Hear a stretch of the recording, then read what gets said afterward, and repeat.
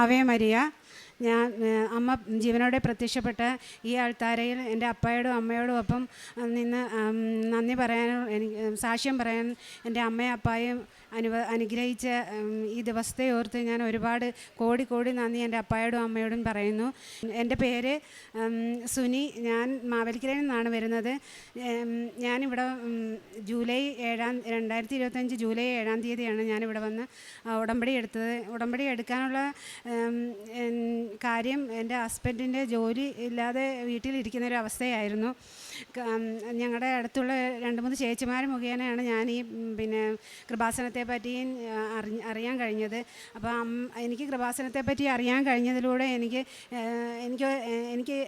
നഷ്ടപ്പെട്ടു പോയ എൻ്റെ അച്ഛനെ എനിക്ക് കിട്ടിയെന്നുള്ളതാണ് ഞാൻ ഇവിടെ സാക്ഷ്യപ്പെടുന്നത്. കാരണം ഞങ്ങൾക്ക് 2 പേർക്ക് അച്ഛന്മാരില്ല. ഞങ്ങളിപ്പോൾ ഒരപ്പൻ്റെ സ്നേഹവും ഒരമ്മയുടെ സ്നേഹവും ഞങ്ങൾക്ക് അനുഭവപ്പെടാറുണ്ട്. അതോടൊപ്പം എൻ്റെ ഹസ്ബൻഡിന് കൺസ്ട്രക്ഷൻ ഫീൽഡിലായിരുന്നു ജോലി. കൺസ്ട്രക്ഷൻ ഫീൽഡിൽ ആ ഫീൽഡിൽ ജോലി ചെയ്തുകൊണ്ടിരുന്നിടയ്ക്ക് ഒരു അപകടത്തിൽ എൻ്റെ ചേട്ടായുടെ കൈവിരൽ ഒടിഞ്ഞതിന് പ്രകാരം ജോലിക്കൊന്നും കട്ടിയുള്ള ജോലിയൊന്നും ചെയ്യാൻ പറ്റുന്നില്ലായിരുന്നു. അങ്ങനെ ജോലിക്കൊന്നും പോകാൻ പറ്റാഞ്ഞ് ഞങ്ങൾ ഒരുപാട് വിഷമിച്ച് ഒരുപാട് എടുത്ത് ജോലിക്കൊക്കെ ഞങ്ങൾ ശ്രമിച്ച് 2-3 കടകളിലൊക്കെ പോയി ജോലിക്കൊക്കെ നിന്ന്. പക്ഷേ അവിടെയൊന്നും സ്ഥിരമായിട്ട് നിൽക്കാൻ പറ്റുന്നില്ലായിരുന്നു. പക്ഷേ അവസാനം ഞങ്ങളിങ്ങനെ ഈ കൃപാസനത്തിനെ പറ്റി അറിയുകയും പക്ഷേ ഒരുപാടടുത്ത് ഞങ്ങൾ പോയി ശ്രമിച്ചു. പക്ഷേ ഒന്നും കിട്ടിയില്ല. ഈ കൃപാസനത്തെ പറ്റി അറിഞ്ഞ് ഞങ്ങളിവിടെ വന്ന് ഉടമ്പടി എടുത്തതിൻ്റെ ഭാഗമായി അതിൻ്റെ അടുത്ത മാസം തന്നെ എൻ്റെ ഹസ്ബൻഡിന് ജോലി ലഭിച്ച് എൻ്റെ അമ്മാതാവിൻ്റെയും അപ്പായുടെയും ഗ്രേസിൽ തന്നെയാണ് ആ ജോലി കിട്ടിയെന്ന് ഞങ്ങൾക്ക് 100% ഞങ്ങൾക്ക് ഉറച്ച വിശ്വാസമുണ്ട്. അതുകൊണ്ട് തന്നെ ഞങ്ങൾ ഇനി ഞങ്ങളുടെ ജീവിത അവസാന കാലം വരെ ഞങ്ങൾ എൻ്റെ അമ്മമാതാവിൻ്റെ അപ്പായുടെ ഒപ്പം ഇനി ഈ ഉടമ്പടിയിൽ തന്നെ ജീവിക്കാനാണ് ഞങ്ങളുടെ ആഗ്രഹവും. ഞങ്ങളുടെ ആ ഒരു വിശ്വാസത്തിൽ ജീവിക്കാനാണ് ഞങ്ങൾ ഉറച്ച് തീരുമാനിച്ചിരിക്കുന്നത്, ഞങ്ങൾ കുടുംബത്തോടൊപ്പം. പിന്നെ എൻ്റെ ഈ മോളുടെ ഒരു രണ്ടാമത്തെ രോഗസൗഖ്യത്തെ പറ്റിയാണ് പറയുന്നത്. അത് മോളേക്ക് പനിയായിട്ട് ഞങ്ങൾ മാവേലിക്കര ഹോസ്പിറ്റലിൽ പനിയായിട്ട് കൊണ്ടു ചെന്നപ്പോൾ കിടുങ്ങലുണ്ടായിരുന്നു. സാധാരണ പനി വരുന്ന പോലെ ഒരു കിടുങ്ങലല്ലായിരുന്നു. അപ്പോൾ ആ കാര്യം ഡോക്ടറോട് പറഞ്ഞപ്പോൾ ഡോക്ടർ പറഞ്ഞെങ്കിൽ നമുക്ക് യൂറിൻ ഒന്ന് ടെസ്റ്റ് ചെയ്ത് നോക്കാമെന്ന് പറഞ്ഞ് യൂറിൻ ടെസ്റ്റ് ചെയ്തപ്പോൾ അതിനകത്ത് ബ്ലഡിൻ്റെ അംശം കൂടുതലായിട്ട് കാണിക്കുന്നു യൂറിൻ ടെസ്റ്റ് ചെയ്തപ്പോൾ. അപ്പോൾ ഡോക്ടർ പറഞ്ഞെങ്കിൽ നമുക്കൊന്ന് സ്കാൻ ചെയ്ത് നോക്കാം. അപ്പോൾ സ്കാൻ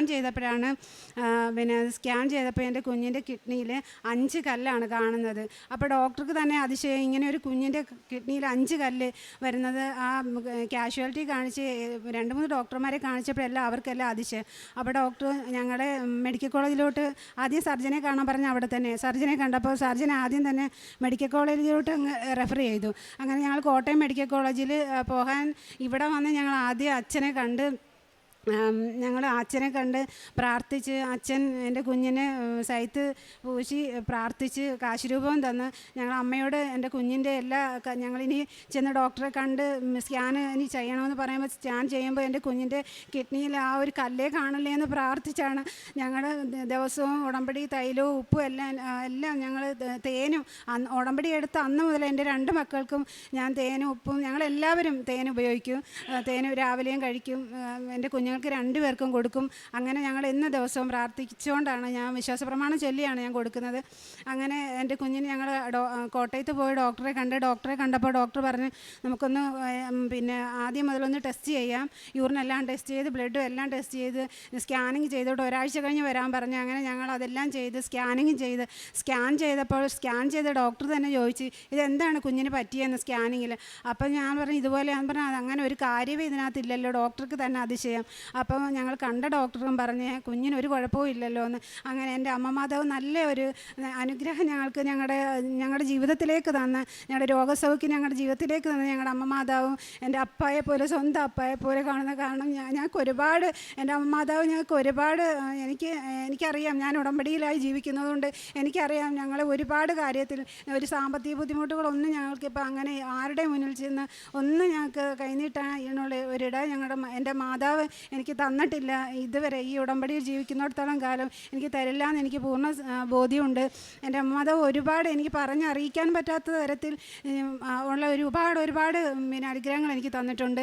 പിന്നെ ഞാൻ പ്രേക്ഷിത പ്രവർത്തനം എന്ന് വെച്ചാൽ ഞാൻ ഇവിടെ ഉടമ്പടി എടുത്ത അന്ന് മുതൽ ആ പത്രം ഞാൻ ഞാൻ ഉടമ്പടി എടുത്ത അന്ന് തന്നെ ഞാൻ ആശുപത്രിയിൽ കയറി എല്ലാവർക്കും കൊടുത്ത്, പിന്നെ ഞാൻ എല്ലാ മാസവും ഇവിടെ വന്ന് പത്രം വാങ്ങിക്കും. പത്രം വാങ്ങിച്ച് ഞാൻ എല്ലാ പിന്നെ മാവേലിക്കരയിലും ഹരിപ്പാട്ടും എല്ലാ ഹോസ്പിറ്റലുകളിലും പിന്നെ ഞാൻ മേടിക്കുമ്പോൾ വേറെ കൊടുക്കാത്തടത്തൊക്കെ ഞാൻ ഓട്ടോ ചേട്ടന്മാർക്കും അല്ലാത്ത എല്ലാവർക്കും പിന്നെ വീടിനടുത്തുള്ള ഓരോ പ്രാവശ്യം വീടിനടുത്തുള്ള ഞാൻ ജൂലൈ 2025 5-ാം തീയതി ഞാൻ ഉടമ്പടി എടുത്ത് അന്ന് മുതൽ എല്ലാ മാസവും ഞാൻ മുടങ്ങാതെ ഇവിടെ വരും. എൻ്റെ അമ്മയെ കാണുമെന്ന് ആഗ്രഹം തോന്നുമ്പോഴല്ല. അപ്പോൾ എല്ലാവരും എന്നോട് പറയും, നീ വീട്ടിൽ എൻ്റെ മകൾ തന്നെ പറയും എന്നോട്, അമ്മയ്ക്ക് എന്താണമ്മ ഇങ്ങനെ പ്രാർത്ഥന, അമ്മ ഇങ്ങനെ എന്തിനാ ഇങ്ങനെ ഓവറായിട്ട് പ്രാർത്ഥിക്കുന്നത്. പക്ഷേ എനിക്കറിയില്ല, ഞാൻ അനുഭവിക്കുന്ന ഒരു സന്തോഷം എനിക്കറിയില്ല. ഞാൻ പിന്നെ ഈ ഉടമ്പടിയിൽ വന്നതിന് ശേഷം ഒരുപാട് മാറ്റങ്ങളുണ്ട്. ഒരുപാട് പ്രാർത്ഥനയിൽ മുഴുവൻ കഴിയുന്നുണ്ട്. കാരണം സന്ധ്യാപ്രാർത്ഥനയില്ല, ഞങ്ങളിപ്പോൾ കുടുംബത്തോടെ ഇരുന്നാണ് ഞങ്ങളിപ്പോൾ യേശുവപ്പായനും പ്രാർത്ഥിക്കുന്നത്. അത് കഴിഞ്ഞിട്ടാണ് ഞങ്ങൾ ഉടമ്പടി പ്രാർത്ഥന പ്രാർത്ഥിക്കുന്നത്. കൊന്ത ചെല്ലുമ്പോൾ ഞാൻ കൊന്ത ചെല്ലുന്നത്, ദൈവരഹസ്യം ചെല്ലുന്നത് ജോസഫച്ചന് വേണ്ടിയിട്ടാണ്. കാരണം ഒരുപാട് മനുഷ്യർക്ക് വേണ്ടിയിട്ട്, ഒരുപാട് ജീവന് വേണ്ടിയിട്ട് എൻ്റെ ജോസഫച്ചൻ ഓരോരുത്തർക്ക് വേണ്ടി പ്രാർത്ഥിക്കുമ്പോഴും സൈത്യയിൽ പ്രാർത്ഥിക്കുമ്പോഴും ഒക്കെ എനിക്ക് ഭയങ്കര സന്തോഷമാണ്. അതുപോലെ ഞാൻ ഇനി എന്നും അതുപോലെ ഒരുപാട് എൻ്റെ ജോസഫച്ചന് എൻ്റെ രോഗസൗഖ്യം കൊടുക്കണേ, കൃപകൾ നൽകണേ എന്ന് ഞാൻ കൊന്തയിൽ പ്രാർത്ഥിച്ചിട്ടാണ് ഞാൻ വേറെ ആർക്ക് വേണ്ടിയിട്ടും പ്രാർത്ഥിക്കുന്നത്. ഞങ്ങൾക്ക് വേണ്ടിയിട്ട് മാത്രമല്ല, എല്ലാ ആൾക്കാർക്കും വേണ്ടിയിട്ട് പ്രാർത്ഥിക്കാറുണ്ട്. ഒരുപാട് പിന്നെ സാമ്പത്തിക ബുദ്ധിമുട്ട് അനുഭവിക്കുന്ന എല്ലാവർക്കും വേണ്ടി, എല്ലാ മേഖലകൾക്കും വേണ്ടി അച്ഛൻ പ്രാർത്ഥിക്കുന്ന പോലെ എല്ലാം ഞാൻ പ്രാർത്ഥിക്കാറുണ്ട്. പിന്നെ ഞാൻ ആശുപത്രികളിൽ പോയി പൊതിച്ചോറ് കൊടുക്കും. പിന്നെ രോഗികൾക്ക് എന്നെക്കൊണ്ട് സഹായം, എൻ്റെ ഹസ്ബൻഡിന് കിട്ടിയ ജോലി കിട്ടിയ ആ ശമ്പളത്തിൽ നിന്ന് ഞാൻ എന്നെക്കൊണ്ട് കഴിയുന്നത് പോലെയൊക്കെ ഞാൻ അവരെ സഹായിക്കാറുണ്ട്. എൻ്റെ ഹസ്ബൻഡിനോട് പോലും പറയാറില്ല, ഞാനാണ് പൈസ ഞാൻ കൈകാര്യം ചെയ്യുന്നത്. എൻ്റെ ഹസ്ബൻഡ് അതിനെപ്പറ്റി ചോദിക്കുക പോലും ചെയ്യത്തില്ല. പിന്നെ ഞാൻ എന്നെക്കൊണ്ട് കഴിയുന്ന പോലെ ഒരു ക്യാൻസർ ബാധിച്ച ഒരു അമ്മയ്ക്ക് ഞാൻ ഓണത്തിന് ഞങ്ങൾക്ക് തുണിയെടുത്തപ്പോൾ ആ അമ്മയ്ക്ക് ഞാൻ ഡ്രസ്സ് മേടിച്ച് കൊടുത്ത്, പിന്നെ എന്നെക്കൊണ്ട് മാസം കഴിയുമ്പോൾ ആ ചേട്ടയുടെ ശമ്പളം കിട്ടുമ്പോൾ ഞാൻ അതിനകത്തുനിന്ന് ഒരു ഓഹരി അമ്മയ്ക്ക് ഒരു ചെറിയ ഓഹരി കൊടുക്കും. പിന്നെ ഞാൻ ഇടയ്ക്ക് രാവിലത്തെ ഭക്ഷണം ഉണ്ടാക്കിക്കൊണ്ട് അമ്മയ്ക്ക് ആരുമില്ല കൊണ്ട് കൊടുക്കും. പിന്നെ ഞാൻ എൻ്റെ മോടെ 3ാമത്തെ ബർത്ത്ഡേ ആയിരുന്നു.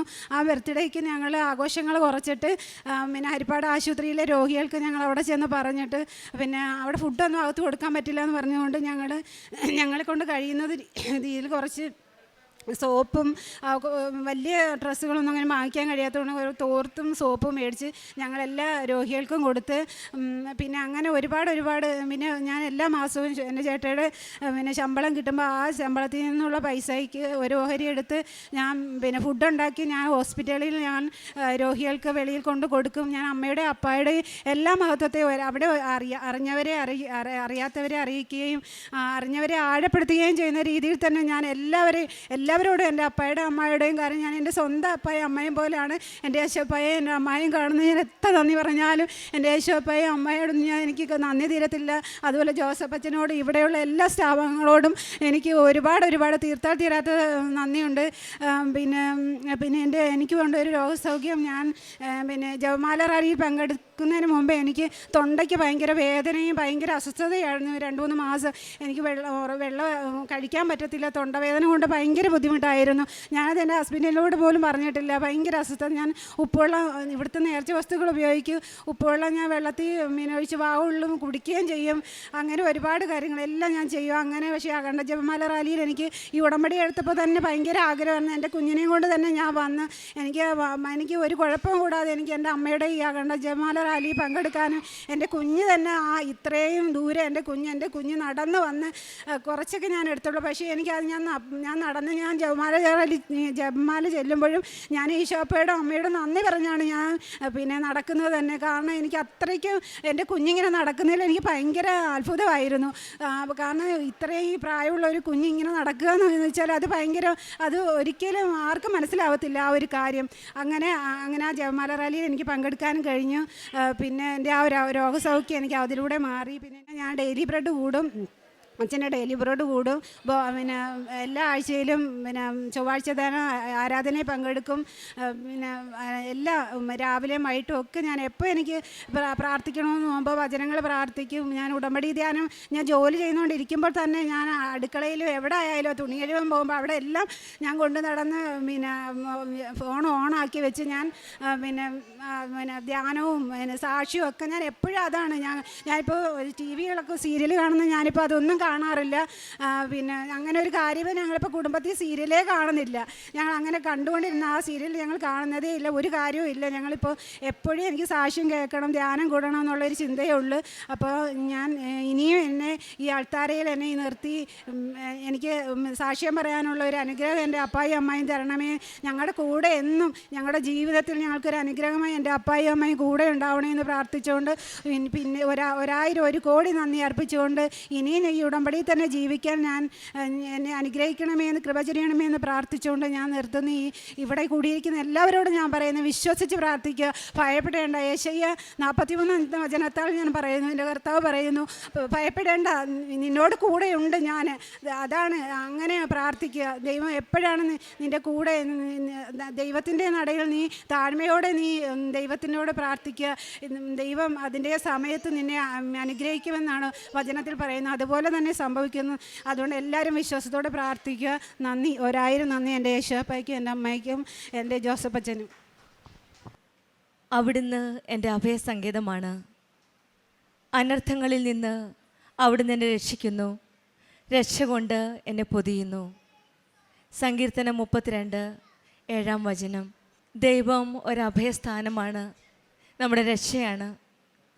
ജീവിതത്തിലെ എല്ലാ കഷ്ടങ്ങളിലും ദുഃഖങ്ങളിലും ദുരിതങ്ങളിലും നമ്മളെ വലയം ചെയ്യുമ്പോൾ ദൈവസന്നിധിയിൽ ഓടിച്ചേർന്നവർക്ക് സുരക്ഷയും സമാധാനവും ലഭിക്കുന്നു.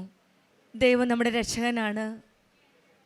ഈ ആലയത്തിൽ വന്ന് പരിശുദ്ധമ്മ ജീവനോടെ പ്രത്യക്ഷപ്പെട്ട ഈ അമ്മയുടെ സന്നിധിയിൽ വന്ന് നമ്മൾ ഓരോരുത്തരും പ്രാർത്ഥിക്കുമ്പോഴും തൻ്റെ പുത്രൻ്റെ ഹൃദയത്തിലേക്ക് കൈപിടിച്ച് നയിക്കുന്ന ഒരമ്മയാണ് ഇവിടെയെന്ന് നമ്മൾ വിശ്വസിച്ച് പ്രാർത്ഥിക്കുമ്പോഴും അമ്മ മാതാവ് നമ്മെ ആ സുരക്ഷയിലേക്കാണ് നയിക്കുന്നതെന്ന്, ആ സ്നേഹമുള്ള മാതാവ്, ആ സ്നേഹമുള്ള അമ്മയാണ് നമ്മുടെ കൂടെ എന്ന് വിശ്വസിക്കുമ്പോഴാണ് നമ്മുടെ ജീവിതത്തിലും പുതിയ അനുഭവങ്ങളും പുതിയ വിശ്വാസ രീതികളും പുത്തൻ വഴികളും തുറന്നു തരുന്നത്. ഹൃദയത്തിലെ അഭയത്തിലേക്ക് ഈശോയുടെ ഹൃദയത്തിലേക്കാണ് അമ്മ നമ്മെ ഓരോരുത്തരെയും നയിക്കുന്നത്. അങ്ങനെയുള്ള ഒരു വലിയൊരു സാക്ഷ്യമാണ് സുനി ബി എന്ന മകൾ നമ്മളോട് സാക്ഷ്യപ്പെടുത്തിയത്. ഈ മകൾ പറഞ്ഞതുപോലെ നമ്മുടെ ഉടമ്പടി ജീവിതം നയിച്ച് 3-4 വർഷത്തോളം ഹസ്ബൻഡിന് ജോലിയില്ലായിരുന്നു. വളരെ പ്രയാസപ്പെട്ട് സാമ്പത്തിക ബുദ്ധിമുട്ടുകൾ ഒത്തിരി തരണം ചെയ്യേണ്ടി വന്നു. അങ്ങനെ പ്രയാസത്തിലിരിക്കുമ്പോഴാണ് കൃപാസനം അമ്മയെ പറ്റി കേൾക്കുകയും ഇവിടെ വന്ന് ഉടമ്പടി എടുക്കുകയും ചെയ്തത്.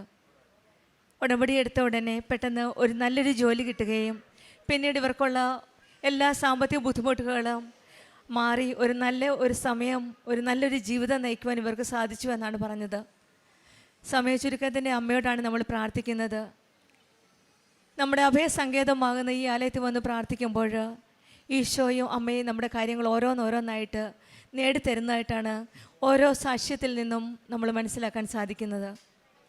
ഈ മകൾ പറഞ്ഞതുപോലെ ഈ കൊച്ചുകുട്ടിയുടെ ശരീരത്തിൽ 5 കല്ലുകളായിരുന്നു കിഡ്നിയിൽ. വിശ്വസിക്കാൻ പ്രയാസമുണ്ട്. ഒരു ഹോസ്പിറ്റലിൽ ഫൗണ്ട് ഔട്ട് ചെയ്തു. അത് കഴിഞ്ഞ് പിന്നെ വേറെ ഹോസ്പിറ്റലിലേക്ക് റെഫർ ചെയ്തു. ഒരു മനസ്സുരുകി കണ്ണീരോടെ പ്രാർത്ഥിച്ചു, ദൈവമേ ഒന്നും കാണരുതേ എന്ന്. ഈശോയാവുന്ന അഭയസങ്കേതത്തിലാണ് ഇവർ പൂർണ്ണമായിട്ട് വിശ്വസിച്ചത്. ഈശോയ്ക്ക് മാത്രം രക്ഷിക്കാമെന്നവർക്ക് പൂർണ്ണ വിശ്വാസമുണ്ട്. അമ്മ ഇവരെ കൈകളിൽ സംരക്ഷിക്കുമെന്നും ഇവർക്ക് പൂർണ്ണ വിശ്വാസമുണ്ട്. ആ വിശ്വാസത്തോടു കൂടിയാണ് അവർ പിന്നീട് അടുത്ത റിപ്പോർട്ടിന് വേണ്ടിയിട്ട് വെയിറ്റ് ചെയ്തത്. അവിടെ ചെന്ന് ചെക്ക് ചെയ്തപ്പോഴാണ് ആ കിഡ്നിയിലെ കല്ല് കാണുവാനില്ല. ഇത് വലിയൊരു രോഗസൗഖ്യമായിട്ടാണ് ഇവർക്ക് മനസ്സിലാകുന്നത്. കാരണം നമ്മൾ കരഞ്ഞപേക്ഷിക്കുന്ന ഒന്നും ഈശോ വെറുതെ കളയാറില്ല. നമ്മുടെ കൂടെ നിന്ന് നമ്മളെ തൊട്ട് സുഖപ്പെടുത്തുന്ന ഒരു ഈശോയാണ് നമ്മുടെ കൂടെയുള്ളത്. നമ്മളെ സംരക്ഷിക്കുന്ന ഒരമ്മയാണ്. ഇവരുടെ പ്രാർത്ഥന കേട്ടു, ഇവർക്ക് രോഗസൗഖ്യം നൽകി. ഇതുപോലെ തന്നെ ഈ മകൾ അഖണ്ഡ ജപമാല റാലിക്ക് വന്നപ്പോൾ നല്ലൊരു തൊണ്ടവേദന ഉണ്ടായിരുന്നു. ആ വേദനയുമായിട്ടാണ് ഈ മകൾ അഖണ്ഡ ജപമാല റാലിക്ക് വന്നത്. വേദനയോടെ പല കാര്യങ്ങളും ഇവരുടെ ജീവിതത്തിൽ ഈശോയും അമ്മയും ചെയ്തു കൊടുത്തു. അതുകൊണ്ട് തന്നെയാണ് ആ സ്നേഹത്തോടുള്ള ഈശോയുടെ അമ്മയുള്ള സ്നേഹത്തെ പ്രതി ഈ മകള് ആ തൊണ്ടവേദനയും വെച്ചുകൊണ്ടാണ് അകണ്ട ജപമാല റാലിക്ക് വന്നത്. പ്രാർത്ഥനയ്ക്ക് ശേഷം ഉടമ്പടി വസ്തുക്കളായ തൈലവും ഉടമ്പടി ഉപ്പുമാണ് ഉപയോഗിച്ചിരുന്നത്. അകണ്ട ജപമാലയ്ക്ക് ശേഷം മോള് തിരിച്ചു വന്നപ്പോഴാണ് തൊണ്ടവേദന പൂർണ്ണമായിട്ടും ആ രോഗസൗഖ്യം ലഭിച്ചു ഈശോയും അമ്മയും ഇവരെ കനിഞ്ഞനുഗ്രഹിച്ചത്. പിന്നീട് ഇവർ പറയുകയുണ്ടായി, ബഹുമാനപ്പെട്ട ജോസഫ് അച്ഛൻ ഇവർ ഒരു ആശുപത്രിയിൽ നിന്ന് മറ്റൊരു ആശുപത്രിയിലേക്ക് പോയപ്പോൾ അടുത്ത റിപ്പോർട്ടിന് വേണ്ടിയിട്ട് പോകുന്നതിന് മുമ്പാണ് അവരിവിടെ വന്ന് പരിശുദ്ധ അമ്മയുടെ ആലയത്തിൽ വന്ന് ബഹുമാനപ്പെട്ട ജോസഫ് അച്ഛൻ്റെ കൈവപ്പ് ശുശ്രൂഷ പ്രാർത്ഥന കൂടിയത്. അച്ഛനാണ് സൈറ്റ് കൊടുത്തത്. അടുത്ത റിപ്പോർട്ടിന് 5 കല്ലുണ്ടെന്ന് പറഞ്ഞ് മെഡിക്കൽ കോളേജ് കോട്ടയത്തിലേക്ക് റെഫർ ചെയ്തപ്പോഴാണ് ബഹുമാനപ്പെട്ട ജോസഫ് അച്ഛൻ്റെ അടുത്ത് വന്ന് പ്രാർത്ഥിച്ചത്. സൈറ്റ് പൂശി പ്രാർത്ഥിച്ചതിന് ശേഷമാണ് അവർ കോട്ടയം മെഡിക്കൽ കോളേജിലേക്ക് പോയത്.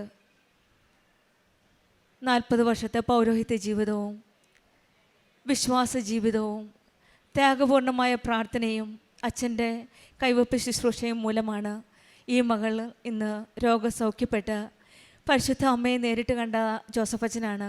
ആ അച്ഛൻ്റെ പ്രാർത്ഥനയിലൂടെയാണ് ഈ മക്കൾ ഇന്നിവിടെ രോഗസൗഖ്യം പൂർണ്ണമായിട്ട് രോഗസൗഖ്യം കിട്ടി ഇവിടെ വന്ന് ഈശോയ്ക്കും അമ്മയ്ക്കും നന്ദി പറയാനായിട്ടൊന്നും വന്ന് നിൽക്കുന്നത്. ഈ മകൾ പറഞ്ഞു, ഞാൻ എന്നും അച്ഛനെ ഓർക്കാറുണ്ട്, കൊന്ത ചെല്ലുമ്പോൾ അച്ഛന് വേണ്ടി പ്രാർത്ഥിക്കാനുണ്ട്.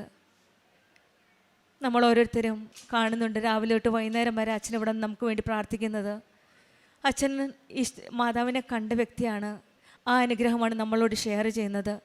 നമ്മൾ ഓരോരുത്തരും അച്ഛന് വേണ്ടി ദൈവത്തിന് നന്ദി പറയുകയും അച്ഛന് വേണ്ടി പ്രാർത്ഥിക്കുകയും ചെയ്യാം. പിന്നീട് ഒരു കാര്യം ഈ മകൾ പറഞ്ഞത്, ബർത്ത്ഡേ ആഘോഷങ്ങൾ കുറച്ചിട്ട് അത് മറ്റുള്ളവരെ സഹായിക്കാനായിട്ട് ഉപയോഗിച്ചു എന്നാണ്. ഇതും ഒരു കാരുണ്യ പ്രവൃത്തിയാണ്. നമ്മുടെ പല ആഘോഷങ്ങളും വെട്ടിക്കുറച്ച് ആ വരുന്ന ക്യാഷ് എമൗണ്ട് മറ്റുള്ളവർ പാവങ്ങളെ സഹായിക്കാനായിട്ട് ഉപയോഗിക്കുന്നത്. അറിയാത്തവരെ അറിയിക്കാനും അറിഞ്ഞവരെ ആഴപ്പെടുത്തുവാനുമാണ് ഈ മകൾ ശ്രമിക്കുന്നതെന്നും പറഞ്ഞിരുന്നു. നമ്മുടെ ജീവിതത്തിലും ഈശോയിലും അമ്മയിലും ഈശോയും അമ്മയും നമ്മുടെ അഭയകേന്ദ്രമായിട്ട് വിശ്വസിച്ച് പ്രാർത്ഥിക്കുമ്പോഴും നമ്മുടെ ജീവിതത്തിലും ഈശോ വലിയ വലിയ അനുഗ്രഹങ്ങളാണ് കഴിഞ്ഞു നൽകുന്നത്. നമ്മുടെ ജീവിതത്തിലും നമ്മുടെ ഹൃദയവേദനകളെല്ലാം ആരും കാണാത്ത ആരോടും പറയാൻ കഴിയാത്ത വിഷമങ്ങളെല്ലാം സമർപ്പിച്ച് ഈശോയുടെ അമ്മയോട് നമുക്കും പ്രാർത്ഥിക്കാം. ഉടമ്പടി ജീവിതം വിശ്വാസത്തോടെ വിശ്വസ്തയോടെ മുന്നോട്ട് നയിക്കാം. നമ്മുടെ തകർന്ന ഹൃദയങ്ങളുമായി ദൈവത്തിൻ്റെ കരുണയ്ക്കായി യാചിക്കാം. ഈശോയും അമ്മയോട് ചേർന്ന് നിന്ന് നമ്മെ പുനഃസ്ഥാപിച്ച് സൗഖ്യം നൽകട്ടെ എന്ന് നമുക്കും പ്രാർത്ഥിക്കാം. സുനിക്കും കുടുംബത്തിനും നൽകിയ എല്ലാ അനുഗ്രഹങ്ങൾക്കും നമുക്ക് കരങ്ങളടിച്ച് ദൈവത്തെ മഹത്വപ്പെടുത്താം. യേശുവേ നന്ദി, യേശുവേ സ്തുതി. അത്യപൂർവ ദൈവാനുഭവങ്ങൾ ഇനി നിങ്ങൾക്കും സ്വന്തം. ഈ യൂട്യൂബ് ചാനൽ ഇതുവരെ സബ്സ്ക്രൈബ് ചെയ്തിട്ടില്ലെങ്കിൽ ഇപ്പോൾ തന്നെ സബ്സ്ക്രൈബ് ചെയ്യുക. ഈ വീഡിയോ ഇപ്പോൾ തന്നെ നിങ്ങളുടെ സുഹൃത്തുക്കൾക്ക് ഷെയർ ചെയ്തുകൊണ്ട് കർത്താവിൻ്റെ പ്രേക്ഷിതരാകുക.